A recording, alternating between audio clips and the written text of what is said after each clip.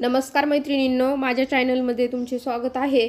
तर आज आपण की नाही ही चिक्कीची भाजी बनवणार आहोत। ही उपवासाला खाल्ली जाते।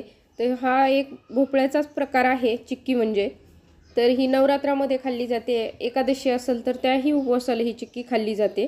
तर पाहू शकता अर्धा किलो मी चिक्की घेतली होती, त्याच्यातली अर्धी कट करून घेतली आणि त्यावरती की नाही बिया असतात, ह्या बिया आहेत की नाही हे पहा काढून टाकायच्या आहेत। आणि त्याची साल जर निब्बर असेल तर ही साल एकीने आपण काढून घेणार आणि कवळी असेल तर आपण अशीच कट केली तरी पण चालते, पण निब्बर असेल तर काढायची। ही खूप पौष्टिक अशी चिक्की आहे। कोणत्याही भोपळ्याचा प्रकार पाहतो पौष्टिकच आहे आणि चांगलाच आहे। तर हे पहा मी सगळी ही चिक्कीची की नाही साल काढून घेत आहे आणि खास करून ही चिक्की की नाही नवरात्रामध्ये खूप खाल्ली जाते। आपण जी दशमी बनवतो म्हणजे भगरीची भाकरी बनवतो ना, त्या भाकरी बरोबर याची भाजी बनवली जाते आणि खाल्ली जाते।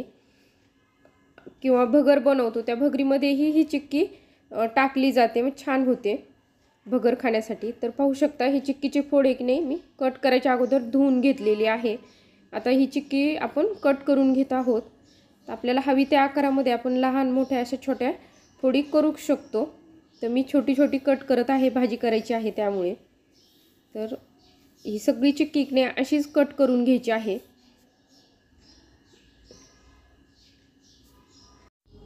तर पाहू शकता तर मी चिक्की पूर्ण ही अशी बारीक कट करून घेतलेली आहे। आता आपण चिक्की कट केल्याच्या नंतर तुम्ही याला उपवासाचं लाल तिखटही वापरू शकता, पण इथं काय करणार आहे मी हिरव्या मिरच्या वापरणार आहे। तर 4 ते 5 की नाही तुम्हाला किती वापरायच्या त्यानुसार आपण हिरव्या मिरच्या की नाही कट करून घेणार आहोत।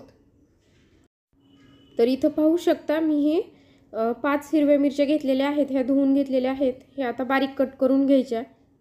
हिरव्या मिरच्या जर टाकल्या की तुम्ही याचं ना ठेचा थोडंसं ठेचून टाकलं तरीही जमतं।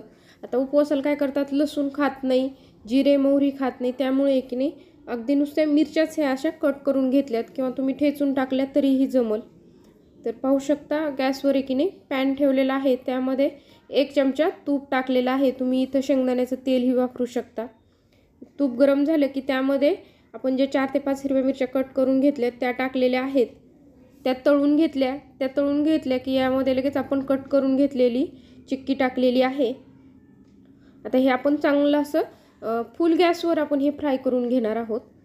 त्याने काय होतं आपली भाजी की नाही खूप छान होते। तर पाहू शकता आता अगदी फुल गॅसवर आपण हे परतून घेत आहे।